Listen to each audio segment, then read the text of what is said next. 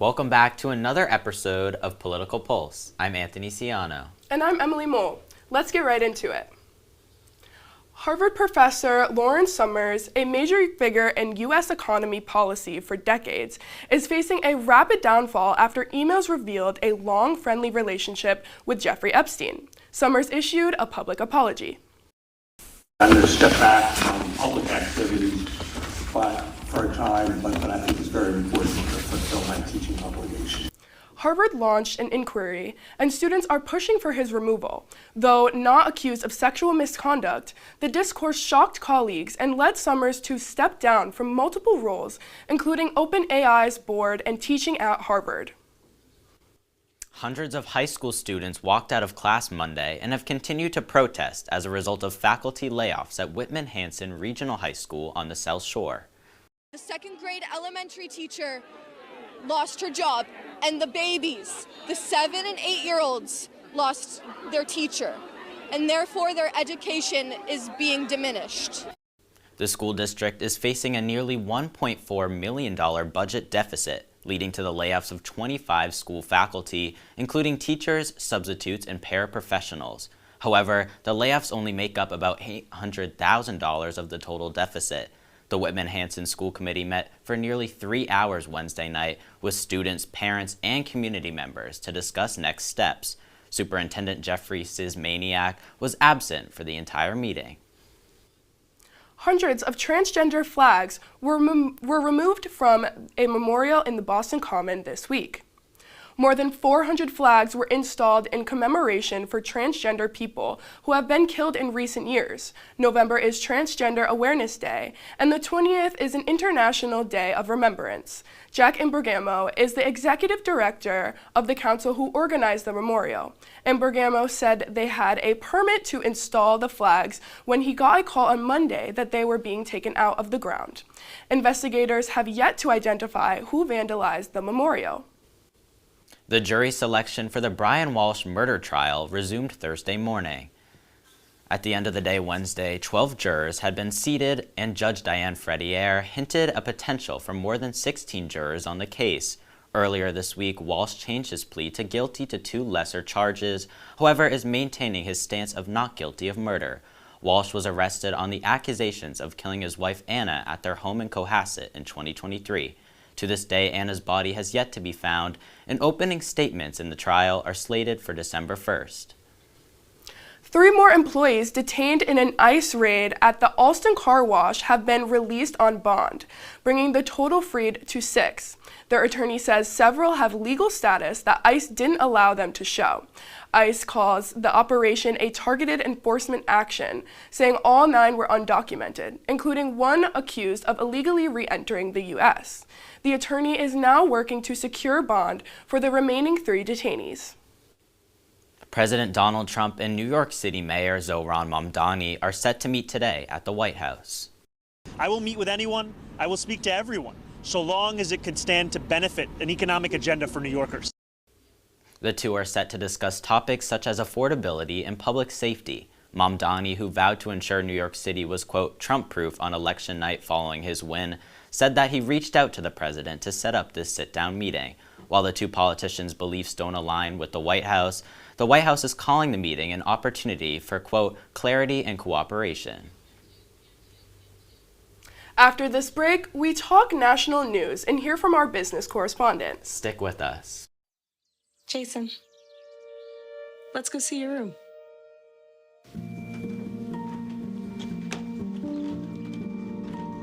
What do you think? We kept it a little spare, so you can decorate it how you like.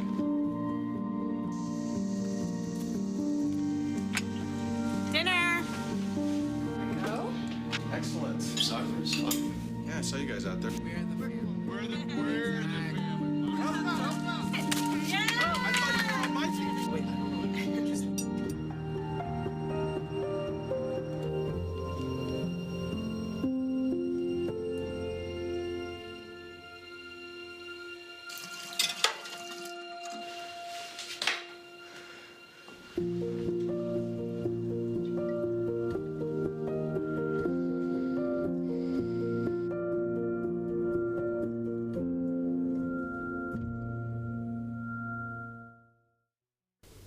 Welcome back to Political Pulse. A new class action lawsuit is challenging the Trump administration's use of civil fines on undocumented migrants, with some penalties totaling millions of dollars. According to the lawyers, daily fines of nearly $1,000 have been imposed on more than 21,500 people who were trying to comply with immigration laws. The lawyers said the policy violates due process and the Eighth Amendment was implemented without public input. Florida Democratic Congresswoman Sheila Shefferlis McCormick was charged on Wednesday with stealing federal disaster funds to support her political campaign trail. McCormick and several co-defendants were indicted by a grand jury in the Southern District of Florida U.S. District Court. Prosecutors allege that about $5 million in FEMA funds were used for her campaign. Authorities are also claiming that the representative and her brother routed the money into several different accounts in order to disguise its source. If convicted, McCormick could face up to 53 years in prison. Well, it's an unjust indictment, and it seems like these intimidation tactics have been pervasive, and I look forward to my day in court so I can prove myself and actually state the truth. For more on business news, we go now to our business correspondent, Lorena Rivera. Target is facing a drop in sales as shoppers opt to make fewer trips to the store, looking for better deals. Some customers also boycotted their retailer after the cut of equity, diversity, and inclusion programs. The store's sales are expected to decline by a low single-digit percentage in the fourth quarter. Incoming Target CEO Michael Fidelki said Target will step up investment next year in an attempt to boost sales and increase capital expenditures to $5 billion. Netflix shares fell by $4.1 to $109 after Morgan Stanley analyst Michael Swinburne questioned the company's chances of bidding to acquire Warner Bros. Swinburne has previously criticized Netflix for its potential advertising revenue upside and engagement growth. As of now, Paramount seems to be the frontrunner and preferred buyer as Comcast and Netflix face challenges due to President Trump's opinion on them. The Trump administration announced a $1 billion loan to restart a nuclear power plant that will provide power to Microsoft data centers. The power plant located at Pennsylvania's 3 Mile Island is set to power the equivalent of over 800,000 homes. The project is also expected to help lower electricity costs, strengthen grid reliability, and create more than 600 jobs. That's all for business news. Back to you at the desk. President Trump criticized ABC journalist Mary Bruce in the Oval Office after she asked Saudi Crown Prince Mohammed bin Salman about the 2018 killing of Washington Post columnist Jamal Khashoggi. Now, who are you with? I'm with ABC News, sir. You're with who? ABC News, sir. Fake news, ABC fake news, one of the worst in the business, but I'll answer your question. Trump said she was, quote, a terrible person and a terrible reporter. He suggested that ABC News broadcast license be revoked. The exchange occurred during the prince's first U.S. visit since Khashoggi's death. The Epstein files are officially being released. On Wednesday, President Donald Trump announced through social media that he has signed the bill directing the Department of Justice to release all of the files. Attorney General Pam Bondi and the DOJ now have only 30 days to release the files. Amid concerns from both parties over the timing of the files being released, Bondi has emphasized that the Department of Justice will, quote, continue to follow the law. Coming up, we talk international news. Stick with us. Jason, let's go see your room.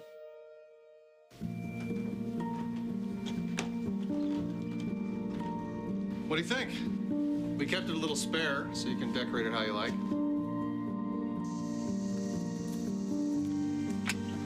Dinner! Oh?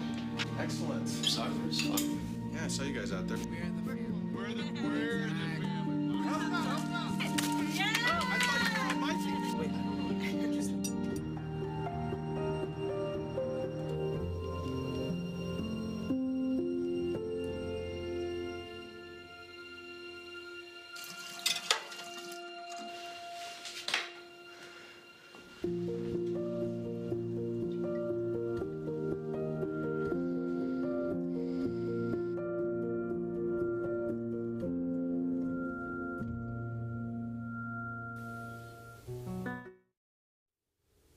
Welcome back. Iran withdrew from an agreement that allows international inspections of its nuclear sites.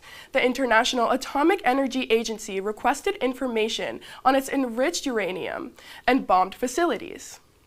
The nuclear program of Iran is indigenous and cannot be removed simply by force. The agency hasn't inspected sites since Israel's June attacks, which briefly involved the U.S. Iran insists its program is peaceful but refuses inspections without guarantees against future attacks and compensation. Experts remain concerned about undisclosed enrichment, heightening fears of renewed regional conflict. Ever thought of moving to the United Kingdom? The British government announced plans Thursday to double the requirement of earning permanent residence in the nation. The idea comes with the mindset of foreign workers having to, quote, earn their right to remain in the nation. British Home Secretary Shabana Mahmood told Parliament that the default qualifying period for residency will be raised from 5 years to now 10 years. However, it was added that the amount could vary based on how much immigrants are, quote, contributing to society. Now we have our international correspondent, Vivian Felber. Donald Trump defended Saudi's Crown Prince Mohammed bin Salman over the killing of a journalist during a meeting Tuesday. Trump contradicted U.S. intelligence and said the Saudi Crown Prince, quote, knew nothing about the killing. He also defended the prince's human rights record. The visit focused on advancing U.S.-Saudi deals, including arms sales and tech investments. A new Air Data report shows the U.S. has been the largest recipient of China's loans for 2 decades. These loans support critical infrastructure, minerals, and high-tech assets.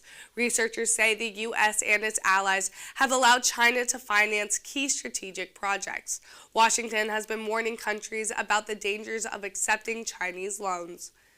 An Israeli airstrike killed at least 13 people and injured 4, hitting near a Palestinian refugee camp in southern Lebanon.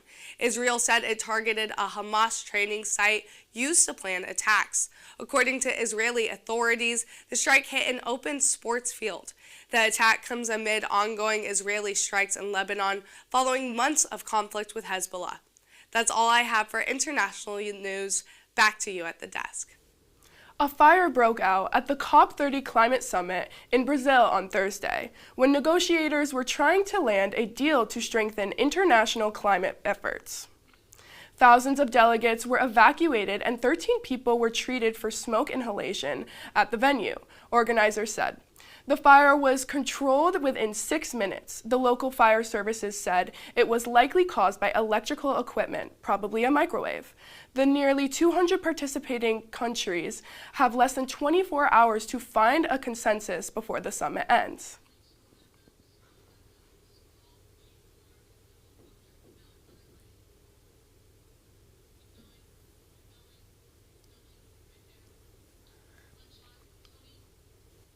The United States and Russia's new joint peace plan calls for Ukrainian land to be permanently given away, as well as an army cut down in size.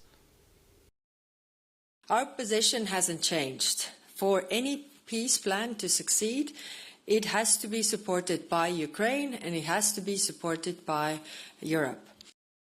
The proposal includes 28 different points and was drafted without any Ukrainian involvement.